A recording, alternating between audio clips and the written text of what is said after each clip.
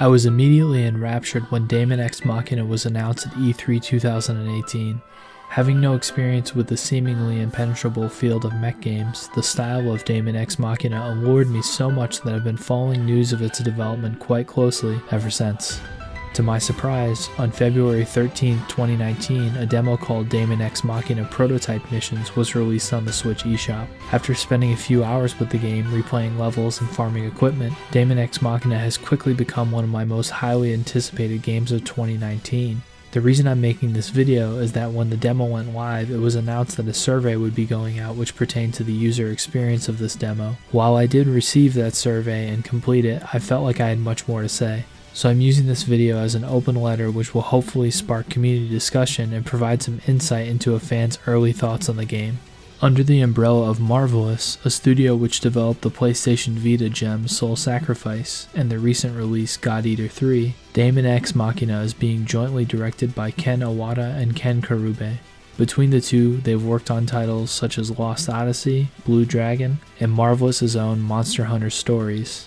Serving as the producer for the game is Kenichiro Tsukuda, who interestingly enough is a From Software employee that worked on 3 of their flagship mech games, Armored Core 2, 3, and Silent Line Armored Core. Learning about these project leads enticed me even further, since it's clear to me that they understand the lineage of mech and RPG games. In the current 6-year absence from the Armored Core series, Daemon X Machina could offer the niche market a new title. Starting with some things I feel the demo displayed well, the aesthetic of the game is very consistent and well executed. While players' enjoyment of cell shading is highly subjective, it's something I thoroughly enjoy and I feel has a tendency to age very well when compared to photorealistic games, which are largely dependent on the technology available at the time of the game's creation. The difference between Resident Evil's groundbreaking pre-rendered backgrounds in 1996 and 2018's God of War is nothing short of astonishing. On the other hand, if we look back to Jet Grind Radio, released in 2000, it still looks great to me and stands out on its own graphical merits. Daemon X Machina is pursuing an aesthetic much closer to that of anime. With time, visuals probably won't be the factor that dates this title. The footage I'm using to illustrate this point comes from a few sources. First of which, the original Resident Evil was put through an OSSC Line Doubler on a PlayStation 2. And Jet Grind Radio, or Jet Set Radio for anyone outside of North America, was recorded from a PlayStation TV. Maybe this leads to an unfair comparison since Jet Grind Radio was re-released in HD, but with the OSSC, Resident Evil will look much sharper on a modern television than it would without. Because my point pertains more to the style of graphics and how well they age rather than the technical execution itself, hopefully my point still comes across. The mech designs in this game are striking, and even the first mech you get has an iconic look. In contrast with the sleek Geode from Zone of the Enders, or the animalistic Eva Unit 01 from Evangelion, the Orsa model seems to reference a European knight. Although players won't necessarily be spending much time with the parts that comprise this mech, it's clear to me that the developers took players' first impressions into consideration and created a very elegant mech. Clearly, admiring your mech is one of the main focal points of the game, and the demo displayed the game's design diversity well. In charge of mech design is industry veteran Shoji Kawamori, who is responsible for the mech design in many of the Armored Core games. In a 4Gamer interview, Mr. Kawamori said that there was an exceptional amount of detail put into the backs of mechs, since the player would be spending much of their time looking at it while piloting their way through levels. Prototype missions gave us a view of a surprising number of mech parts, but one of the things I'm looking forward to most is finding even more and putting together my own mech. In that pursuit, the developers must have the unenviable task of making each part look equally detailed and interesting. Since there must be thousands of potential combinations, care must be put into each part, since not every combination could possibly be accounted for. Although this must be quite the challenge, it seems Mr. Kawamori may be one of the few people with the expertise to surmount this task. The various elements of customization in this game are quite well thought out. Of course, farming individual parts from fallen opponents to upgrade your mech is a cornerstone of the game, and it feels fun and engrossing. The assets of customization include the individual parts of your mech, its weapons, the paint, and decals. Although there was only what I imagine to be a small portion of the content of the final build available to work with in this demo, there was still a surprising amount of customization options to be had in the game already. Similarly, when you start the game, you can customize your outer, which equates to the player's avatar. After the first mission, you unlock the ability to do so again at your leisure. I found the in-game options to be fairly limited at this point, as not too many customization options were offered in the demo build. I'm sure there will be more options available in the retail version of the game because we see them in the first Nintendo Treehouse gameplay video in June 2018. Either these options are added to the default character creator or unlocked as you complete quests, or some mix of both, so this isn't something that really concerns me. Likewise, you can alter your outer with upgrades that affect your piloting abilities by augmenting your body. These augmentations drastically change the appearance of your character. Although I can't see an obvious downside to upgrades, as typically games stress the theme of excessive augmentation leading to loss of one's humanity, I wouldn't be surprised if this is a theme in the game later. On a mechanical level, it does seem like a good implementation of organic difficulty. If you want to make the game more challenging but don't want to compromise the look of your mech by using suboptimal parts, just don't upgrade your outer. An option to downgrade your character is built into the upgrade station, so you can change your build for a nominal fee and respec into a different style of playing. The HUD and controls are also fully customizable, which is a great feature rarely seen in console games, which I wish was more common. I didn't have any problems with either of these features, but I am glad they're there in case I want to change something in the future. Movement is one of the features I read a lot of mixed feelings on. At first, I thought the controls were awkward, but as I continued, they started to make more sense. I have a friend who's very into mech games, and the advice he gave me was that the first mech you pilot in a game is usually not an indicator of how you play the game after you start to customize your mech. As someone who hasn't played mech games, I think I expected the core concepts to be present in the beginning, but much to my surprise I was wrong. When starting a new game with a fresh mech, movement is a little limited and slow. One of my main concerns was descending when flying, which felt a little awkward using the L3 button.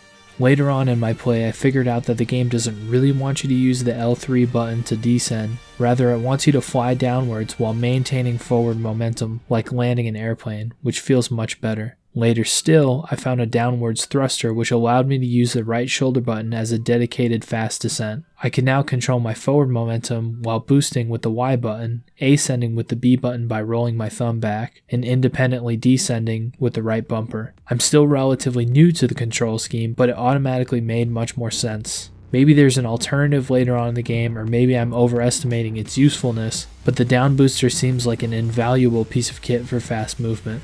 After only a session or two with the game and finding the right gear, I found the controls to be very intuitive and movement responsive.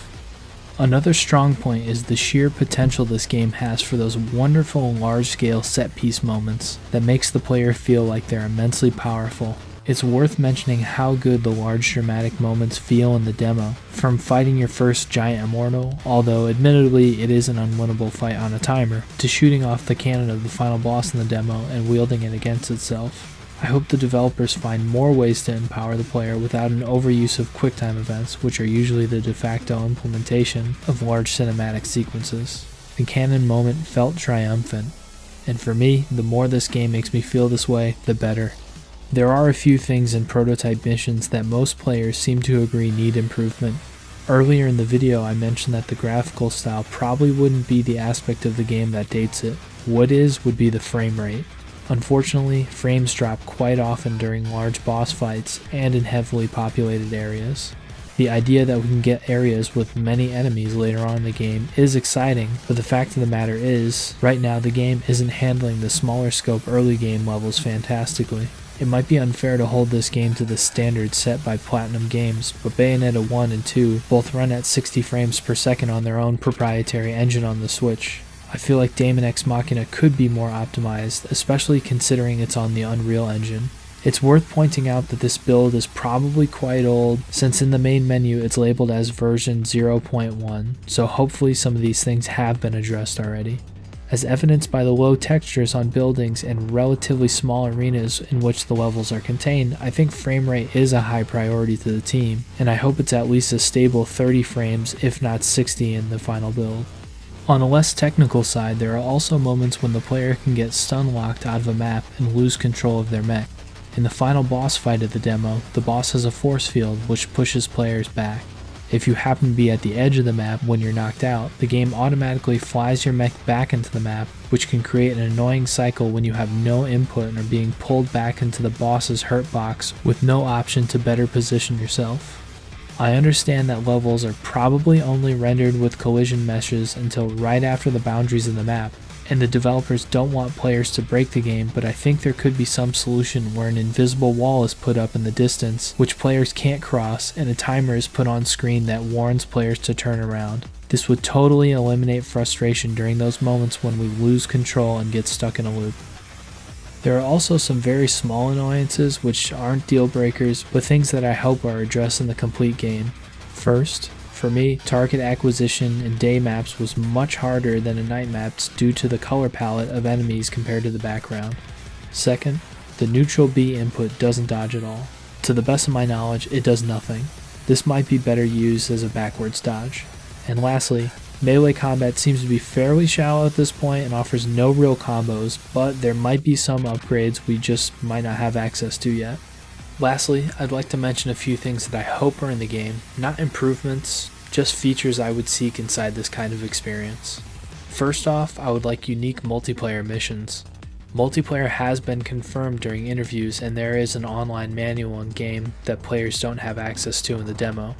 I feel like PvP won't be available with the game at launch, seeing as that would be a huge selling point for the game, and most likely it would be pushed during press conferences as a main feature, but I have no real evidence that this is the case. I would hope that PvP is added later if it isn't included in launch. As far as online PvE, I would like difficulty scaling for standard missions when done with online allies, and missions that are specifically tailored to be multiplayer standalone challenges. I also think it'd be fun to view the mechs of people you did missions with online so you could admire their loadout, and vice versa. I enjoyed the banter between the mercenary groups during mission briefing and the missions themselves. In the realm of single player, I hope there's optional missions where you can develop your standing with representatives of merc groups to unlock more lore, unique parts, or cosmetics. Seeing as this game enables the player to move in 3 dimensions so smoothly by not limiting the time and air as some other mech games do, I look forward to seeing if there's any real practical reason that's put in the game for fighting on the ground. I think this would offer a change of pace if an enemy forced you to abandon the sky, or if level design limited you to ground play. In the same respect, I hope there's a good reason to get out of your mech and traverse levels in your outer. Make no mistake, I don't want to do this every mission or even often, but I think it'd be fun to break the pacing by being much more vulnerable than normal, but also be able to do things that you wouldn't normally be able to do inside a mech. To bring up another game for a moment, I think having a layered armor approach, similar to the Monster Hunter series, is a must for this game. If we can have a way to wear optimal gear and look however we choose, the level of customization gains more depth, and players will be able to express themselves to a greater degree. It's a win-win situation.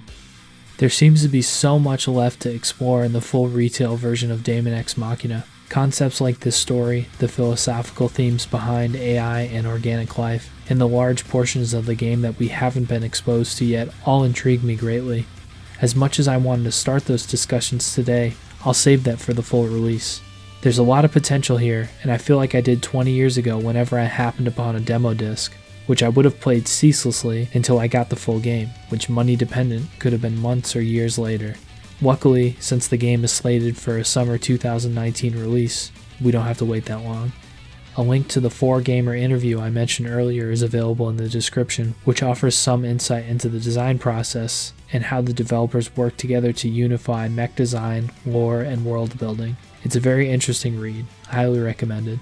I also linked the Nintendo Treehouse demo of Daemon X Machina from June 2018, which features Kenichiro Tsukuda. It's more or less the same demo we got with prototype missions, but features very minute changes, like a helicopter enemy and more hairstyles than the character creator. Definitely worth a watch if you're interested. Thanks to you, the viewer, for taking the time to watch this video and listen to my thoughts on Daemon X Machina. I appreciate that. If you'd like to stay up to date with what this channel is up to, you know how to do that. Thanks again.